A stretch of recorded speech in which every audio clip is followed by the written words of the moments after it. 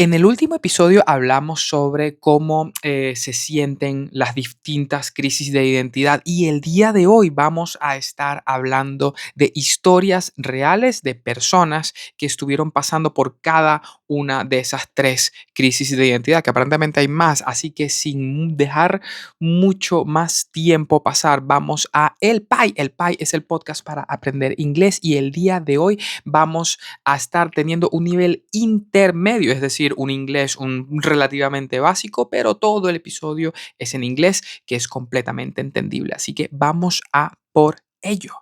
Muy bien, muy bien. Now, we have, how many? One, two, three, three blocks, one for each, and they all have one story. Cada uno de los bloques tiene una historia de una persona específica que pasó por una de estas crisis, la crisis de identidad, la crisis de los 20 y de los 30, que puede ser considerada la crisis de la mediana edad. Entonces, comencemos. Let's start with our relaxed English. Block number one is adolescence, when identity breaks. Okay. Adolescence is often described as a confusing time, but for many people, this is much more than a simple confusion. It is a deep psychological process where identity begins to form, and at the same time, it becomes extremely fragile. A real example of this comes from a personal story shared on the platform Reddit around 2014 by a user known as Kate. Although it is not an academic source, this type of testimony reflects patterns that have been studied in psychology for decades, especially in the work of Erik Erikson, who described adolescence as the stage of identity versus role confusion. In this theory of psychological development, in this theory of psychological development, Erikson from 1968 in the book Identity, Youth, and Crisis. So, in Kate's case, everything started to collapse in a short period of time. She lost important friendships, which at that age are not just social relationships, but a central part of identity construction. As she also lost her job, ran out of money, and experienced a traumatic personal situation. At one point, she described her experience with a very strong sentence. I was completely and utterly at my rock bottom. This sentence represents something deeper than sadness. It shows a total loss of structure. During adolescence, identity is not stable. It depends heavily on external validation, routines, and social belonging. This idea is supported by research published by the American Psychological Association, the APA, which explains that adolescents rely strongly on peer relationships, relaciones de compañeros, to define their sense of self, para definir su sentido de sí mismos. So, when those elements disappear, the internal question becomes unavoidable. Who am I without all of this? That is the real crisis. However, what is important is not only the breakdown, but the reconstruction process. In her story, Kate explained that recovery took around 2 years. She went to therapy, reduced contact with toxic people, and slowly started rebuilding her identity. Not the same identity, but a new one. This aligns with Erikson's idea that identity is not discovered once, but developed through crisis and resolution. So, adolescence is not just a phase of confusion, it is the first time in life where identity breaks and is consciously rebuilt.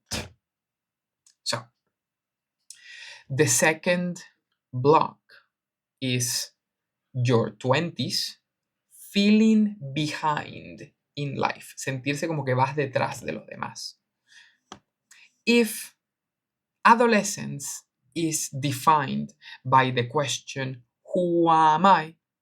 Your 20s introduce a different and often more stressful question. What should I do with my life? A clear example of this comes from Evelyn Lee, who wrote about her personal experience in a blog article published in 2022 on medium.com. In her mid 20s, she described a persistent feeling of being behind in life, behind in career, behind in relationships, behind in personal development. This experience is not isolated. According to research published in the Journal of Adult Development in the 2000s, this stage is known as emerging adulthood, a period characterized by instability, exploration, and identity reconsideration. Evelyn tried to understand her situation by creating what we called a wall of photos. What she called a wall of photos. She collected visual memories of her life, hoping to find patterns and direction.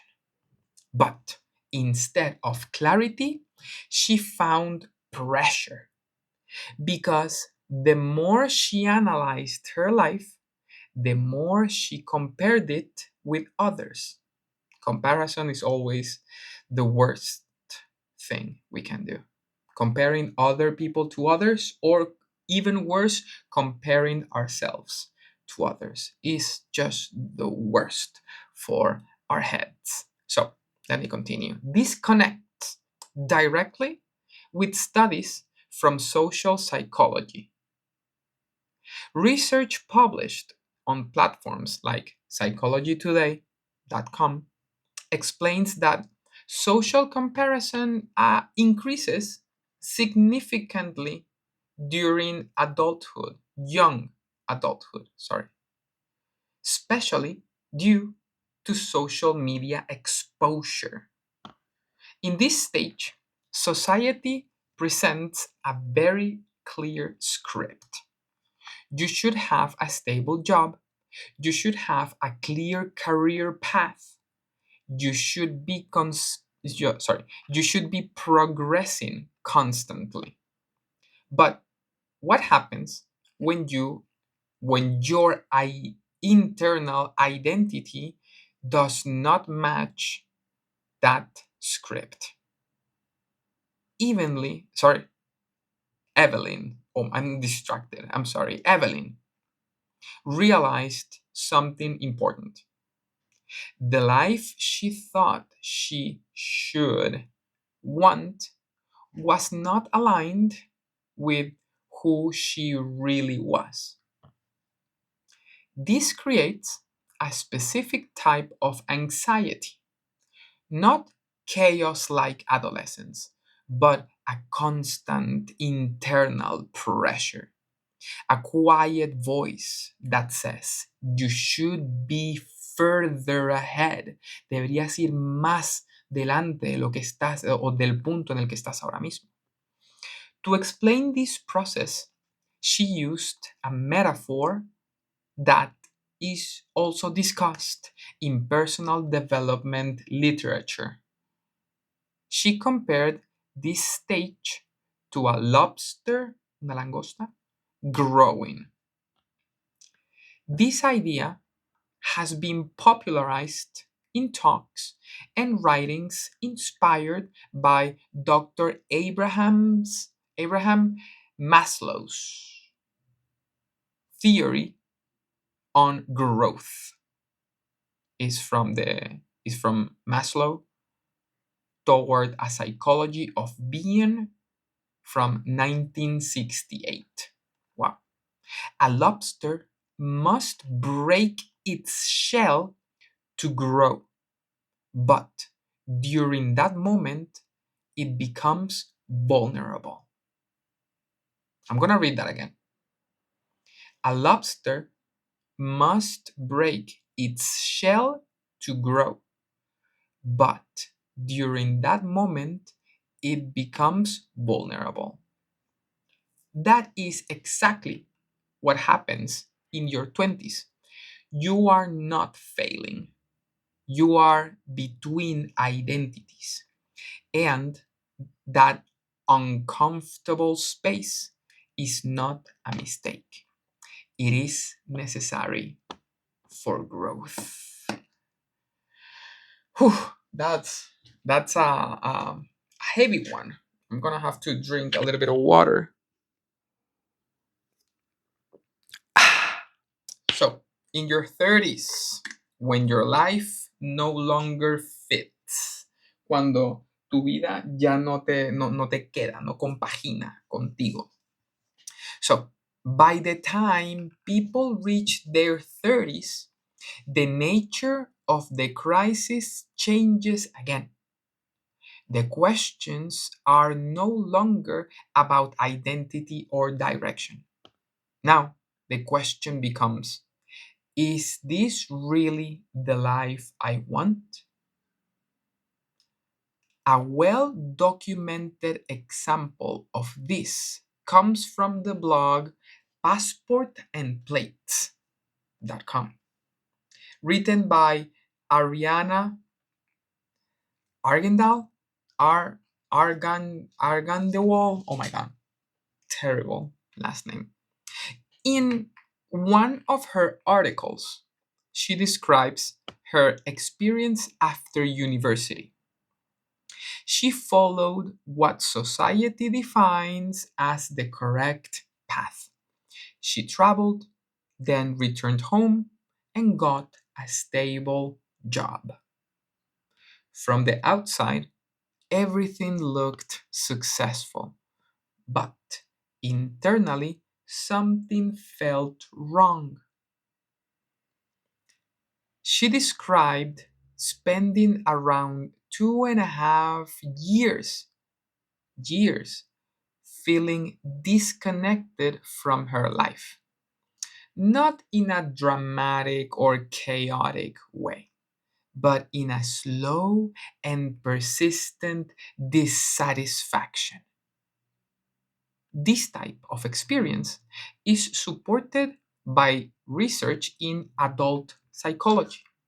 According to the studies published by Harvard Business Review, many professionals in their 30s experience what is known as a career misalignment, una desalineación de la carrera, where external success does not match internal values. At the same time, Ariana became increasingly interested in an alternative lifestyle, working online, living with more freedom, becoming a digital nomad. This created a strong internal conflict between two realities: stability versus freedom, security versus authenticity. This is the core of the crisis in your 30s. It is not about starting from zero, it is about questioning something you already built, which is psychologically more complex. Because now there are responsibilities, expectations, and a fear of losing what you have achieved. Eventually, she made a decision. She changed her professional path and started building a different lifestyle aligned with her values. Not because it was easy, but because staying the same became more uncomfortable than changing. And that is the key idea supported by adult development theories, such as those by Daniel Levinson from The Seasons of a Man's Life in 1978, which explain that life transitions in adulthood often come from a need of realigning life structure with personal identity. So, in your 30s, the crisis is not confusion, is it is misalignment between your life and your true self. Jesus. So, final reflections. One pattern, three moments. If we step back and analyze these three stages, a clear structure appears. Different ages, different problems, but the same psychological pattern. First, something breaks, then uncertainty appears, and finally, reconstruction begins. In adolescence, identity collapses. In your 20s, direction disappears. In your 30s, certainty is questioned. But the process is always the same: loss, confusion, rebuilding. This idea is consistent with multiple psychological frameworks, from Erikson's developmental theory to modern research in adult transitions. So maybe the real question is not, why is this happening to me? Maybe the real question is, which version of myself is trying to emerge right now? And what do I need to leave behind to become it? I'm gonna say that one once more and I'm gonna finish the episode with that. Thank you so much for being here. Which version of myself is trying to emerge right now? And what do I need to leave behind to become it? See you in the next one.